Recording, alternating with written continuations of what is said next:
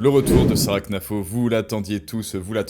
Hier soir, elle était l'invitée de BFM TV et elle est passée à la vitesse supérieure. Là, c'est bon, elle est passée en SSJ2. Plus rien ne l'arrête, surtout qu'elle fait face à des députés, notamment des députés LFI, notamment notre amie Sardine qu'elle va reconnaître et qu'elle va taxer de soudain. Tiens, c'est vous, madame droit à la paresse. Vous savez ce qui est cher à Sarah Knafo, notre amie Sarah Knafo, et ce que j'aime moi particulièrement, c'est un certain goût pour le libéralisme, justement, et un certain goût pour la baisse des impôts et un certain goût pour son pays aussi. Et moi qui suis pour supprimer les 3/4 des députés pour être au prorata des États-Unis, enfin c'est plutôt ChatGPT qui a calculé ça, et bien voir Sarah Knafo en tant que députée, écoutez, pourquoi pas, mais en tout cas, on va l'écouter, elle et ce qu'elle a à dire, tout de suite.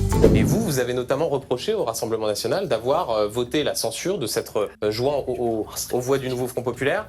La solution que vous proposez pour débloquer la crise politique, c'est quoi? C'est l'alliance des trois partis politiques, des trois familles politiques qui sont sur cette partie de l'hémicycle que nous avons reconstituée? J'attends depuis quelques minutes patiemment et j'écoute la classe politique se parler à elle-même. Parce que c'est ça, je pense que tout ce qu'on a entendu n'a intéressé personne. En réalité, le vrai clivage n'est pas entre vous. Vous n'avez pas de député mais à l'Assemblée nationale. Mais quand on vous voit, j'en aurai bientôt beaucoup plus, madame. Ah oui? Ouais, tout à fait. Quand on voit votre spectacle, on comprend qu'en réalité, le clivage n'est pas entre vous, mais entre vous et les Français.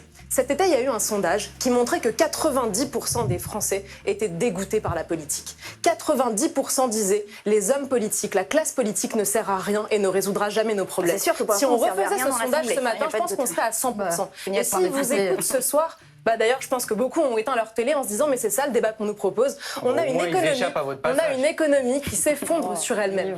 On a un pays où on a peur pour nos enfants quand ils sortent dans la rue. Vous avez accepté de participer à ce débat, on peut considérer qu'il y a des sujets qui sont plus ou moins importants. Si je peux me permettre, vous ne connaissez pas l'Assemblée nationale, à ce moment-là, on ferait à l'Assemblée nationale un rappel au règlement. Oui, absolument. Les règles du jeu. Vous l'avez vu, ça commence bien, et en fait, 70% des Français pensent que la classe politique ne résoudra jamais leurs problèmes. Eh bien, écoutez, moi, j'en fais partie de ces 70%, je ne sais pas pour vous. Ça fait quand même un moment qu'il faut comprendre que non, ces gens ne sont pas là pour résoudre nos problèmes. Déjà, ils sont beaucoup trop, ils sont engraissés évidemment par nos impôts, par nos taxes. Ils sont là pour juste dire sur les plateaux télé, vous savez, les Français, ouin, les Français, je suis de leur côté, pour ensuite, dans le privé, se dire, tiens, je vais m'augmenter sur le dos des Français de 300 €, de 700 €. Et comme on l'a vu, il y a déjà eu quelques petites réactions avec notre amie Sardine, par exemple, là, qui est mal sur sa chaise, là, elle ne sait plus où se mettre, la pauvre petite chérie. Il y avait aussi eu Manon Aubry qui était un petit peu en sueur, enfin bon,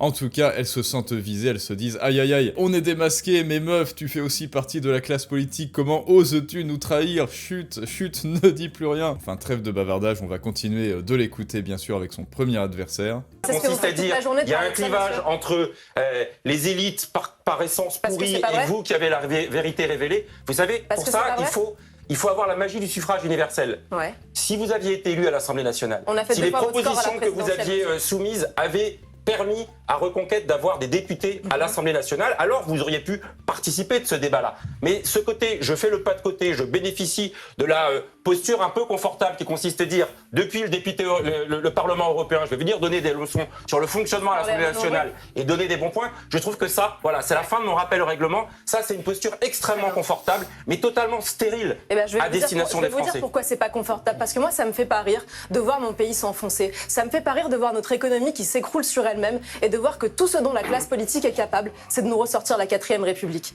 C'est pas à la hauteur. C'est justement l'objectif, c'est de sortir. Pardon, Madame Berger. Quand Benjamin Duhamel vous demande qui veut être ministre demain, quand Monsieur Duhamel vous demande qui veut être ministre demain, c'était pas la question qui a été formulée, vous le savez très bien. Alors je profite du bruit là, du petit papotement au poulailler, pardon, pour dire de deux choses l'une. Donc ce qu'il fait à Sarah, bien sûr, c'est un procès d'intention. Vous êtes parlementaire européenne et donc vous venez nous donner des leçons. Non, elle est juste en train de dire que le bateau prend l'eau et elle est en train d'avertir l'équipage que vous êtes en train de faire des trous dans la coque. Donc c'est un peu normal que elle vous secoue un peu, non? Je sais pas. Si vous êtes en croisière et que vous prenez quelqu'un à faire des trous dans la coque, est-ce que vous l'engueulez? Bah oui, peut-être. Est-ce que vous l'empêchez de faire des trous? Bah oui. Ensuite, sur la 4ème République, la 6ème République, bon, en fait, moi, ça me rappelle juste une scène d'OSS 117, vous savez, avec l'Allemand qui dit non, pas le 5e Reich, j'ai dépassé ce stade. Maintenant, le nouveau projet qui va tout défoncer, le 6e Reich. Ouais, c'est Mathilde Panot qui dit ça, 6ème République. Allez-y. Sarah Knafo, vous terminez. Vous avez du mal à écouter les questions. Non, travestissez pas la question. La question était quels sont les groupes politiques qui souhaitent gouverner. Ça n'était pas qui d'entre nous veut devenir ministre, sachant qu'accessoirement, je pense qu'aucun d'entre nous n'était d'accord pour devenir ministre tous ensemble. Très bien. Ça me paraît évident. Je pense qu'on a compris que c'était la chapelle avant tout. Maintenant, quand vous levez la main, non, c'est des convictions aussi qui font qu'on a des différences. Vous vous dites prêt à gouverner, vous n'êtes même pas prêt à légiférer. On vous a vu à l'Assemblée. Quelle réforme est-ce que vous avez fait avancer? Par exemple, vous dites pas ça à ma famille politique quand même. Si je peux leur parler. Oui, mais là c'est un vous général. Pardon, on a la première force parlementaire de ce pays. Vous pouvez pas dire. Ouais, bon, après c'est un peu injuste parce qu'ils sont tous contre elle. Vraiment, bravo à Sarah. Elle s'est mise toute seule dans l'arène. Elle a sauté toute seule dans l'arène. On laisse Sarah Knafo terminer et ensuite on va donner la parole à Alexis Corbière et Charles de Courson qui attendent sagement. Capable de faire plier Michel Barnier, sans insulte à Monsieur Barnier. Et vous croyez capable de relever l'économie française, de faire plier Bruxelles, d'engager un bras de fer avec toutes les autres institutions qui nous menacent aujourd'hui? Mais pourquoi vous vouliez faire plier Michel Barnier, Madame Knafo? Attendez, ce point est important. Je pense que je comprenne pourquoi vous voulez faire plier Monsieur Barnier. Pourquoi vous voulez le faire plier, Madame? Moi, je veux dire ici parce que non mais je suis fatigué d'entendre ça, Madame Knafo. Michel Barnier n'a pas démérité. D'accord, moi je veux lui rendre hommage. Il a choisi de relever une situation extrêmement difficile dans une équation politique et budgétaire intenable. Non, mais attendez, je vais vous le dire. Ça, c'est de la démagogie absolue. Parce que Madame Knafo, elle dit aussi qu'il faut régler la question des déficits. Elle, en fait, elle est spectatrice et puis elle distribue les bons et les mauvais points. Et ça, c'est un peu facile. Bon, là, vous voyez, lui, il dit exactement ce que l'autre a dit. Ah, je fais des trous dans la coque et dis-moi, comment est-ce que tu oses m'empêcher de faire mon travail? Tu me regardes de haut. Non, mais dis donc. Sauf que moi, je pense que c'est légitime ce que fait Sarah. Donc, maintenant, en avançant un peu, ils vont enfin lui laisser la parole pour qu'elle puisse en placer une. Allonger la durée de travail. Là-dessus, il y a une convergence avec Laurent Berger. Non, il manque un élément essentiel pour qu'il y ait une convergence, mais c'est bien que la droite ait une minute de parole sur l'économie, parce qu'on a entendu les 50 nuances de socialisme. Alors on a des socialistes de gauche, des socialistes de droite, puisque même le RN maintenant veut que les Français travaillent moins. C'est qui les socialistes de droite? Le Rassemblement national qui veut s'allier avec LFI sur la question des retraites. Je trouve ça que c'est vraiment dommage. On a Madame Droit à la paresse. Enfin bref, on a toutes les nuances. Ce que je pense, c'est que sur la question des retraites... Oui, c'est toi, Sardine. Mais il va falloir arrêter ce système sacrificiel où... À chaque fois qu'un président arrive, il demande aux Français de travailler plus, il demande le report de l'âge légal, etc. Je pense qu'il va falloir oser parler de capitalisation. C'est quelque chose qui se fait déjà dans la fonction publique. Donc, il va falloir commencer à se poser la question. On répète souvent comme un mantra. Cette partie gauche de l'hémicycle. Ça m'étonne pas, ils ont détruit notre économie depuis 40 ans. On répète comme un mantra que les Français sont attachés au système... Bah moi je commence. Vous finissez, moi je commence. On répète souvent que les Français sont attachés au système par répartition. En fait, moi je crois qu'ils sont plutôt ligotés au système par répartition. Ils sont attachés. Il faudrait leur donner la liberté à vivre de leur travail, économiser eux-mêmes. Et alors la gauche qui déteste les dividendes, au moins ce sera les Français qui récupéreront leurs dividendes, qui récupéreront le fruit de leur investissement. Ça existe dans la fonction publique et il faut le répandre.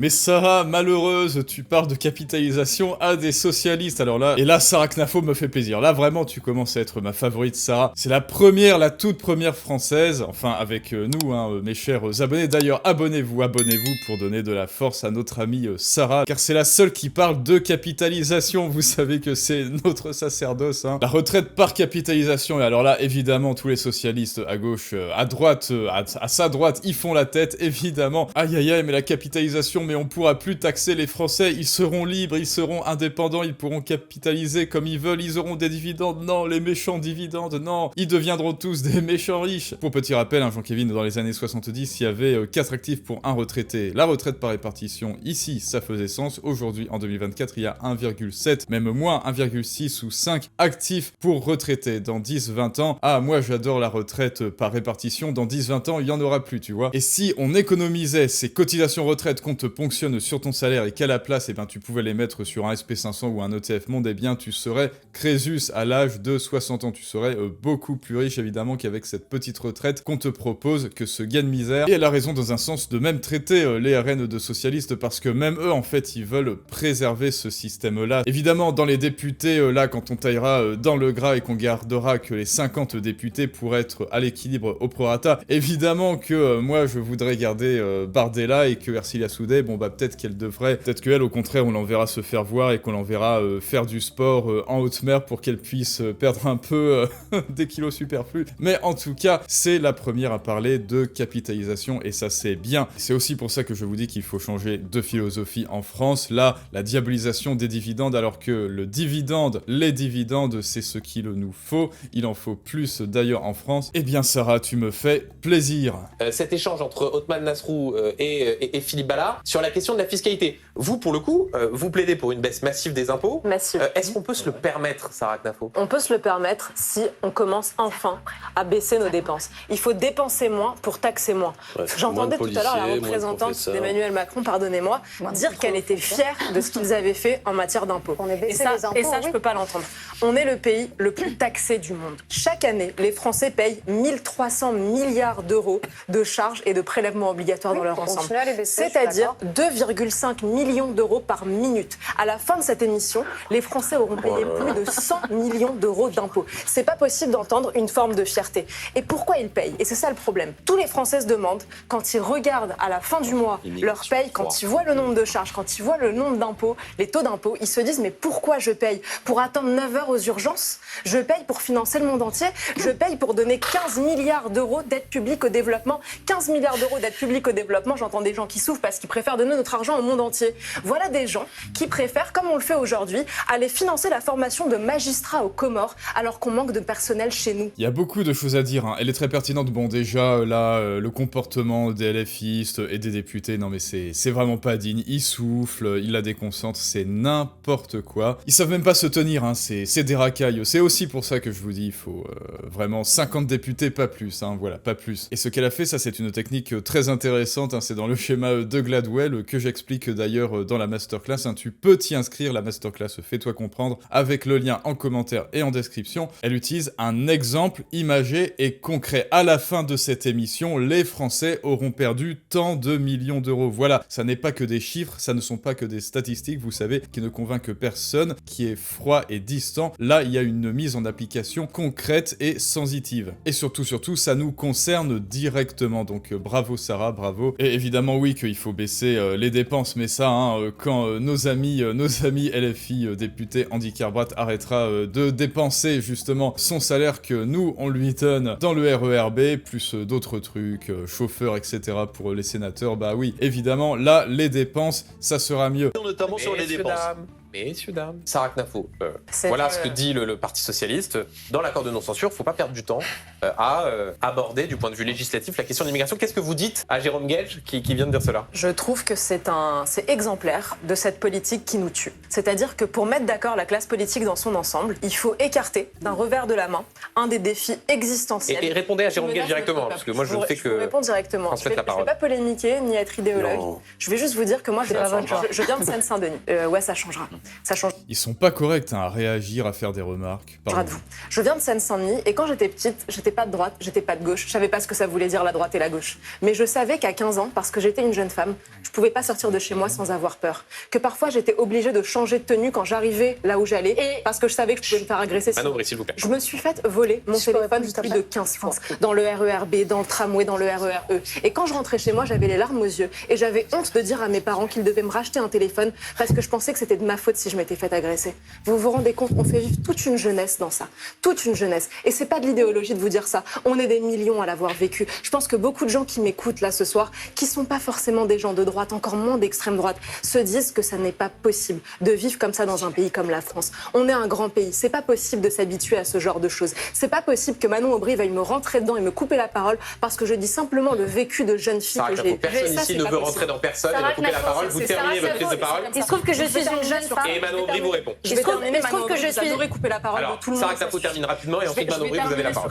Il y a des mesures de bon sens qui peuvent trouver un consensus. Elles trouvent un consensus chez les Français et elles n'arrivent pas à trouver de consensus ici. Et c'est ça qui est dramatique. Et c'est pour ça que je vous disais tout à l'heure que vous êtes en train de vous couper du reste du peuple. Avoir des frontières, par exemple, c'est quelque chose de banal. Tous les pays ont des frontières. On a eu des frontières pendant des siècles. Il suffirait simplement de s'y remettre. Mais oui, de toute façon, bon bah l'ultra-gauche, c'est la philosophie de la culpabilisation, hein, le sentiment d'insécurité réalité, ça n'existe pas, c'est de votre faute, hein, les méchants européens, les méchants blancs, évidemment. Moi aussi, je me suis fait voler mon téléphone, hein, bien sûr. Bon, je vous passe le profil socio-économique du voleur. Moi non plus, et bah certainement, vous non plus, on n'était pas politisés. Quand on était petit, il y avait quoi? Il y avait les guignols de l'info. On savait de toute manière que la politique, c'était de la merde. Moi-même, je savais pas ce qu'étaient avant les députés, un parlement, là, les LFI, le RN, etc. Oui, il y avait la droite, la gauche, de manière nébuleuse. Et puis, j'ai fait mon premier podcast vidéo sur YouTube en disant que, bah, il y avait les hommes et il y avait les femmes et c'était pas pareil et je traitais ça sur les grands mythes fondateurs. Et là, oh mon dieu, tu es un masculiniste, mais je savais même pas ce qu'était un masculiniste. C'est quoi ces conneries? C'est quoi ces mots qui sortent de nulle part? C'est juste le réel. Et vous aussi, c'était certainement pareil. Évidemment, la politique, c'est un grand théâtre. Alors dites-moi ce que vous pensez de Sarah Knafo en commentaire. Moi, vraiment, elle me plaît de plus en plus. Je pense, je vais l'inviter sur Twitter. Et elle me plaît notamment dans son discours sur la retraite par capitalisation. Là, si on pouvait évidemment tailler dans le gras les dépenses, c'est vraiment capitaliser parce que il n'y a que ça comme solution à court, à moyen et à long terme. Dites-moi ce que vous pensez de ce discours en 1v10 ou 1v12 dans les commentaires et surtout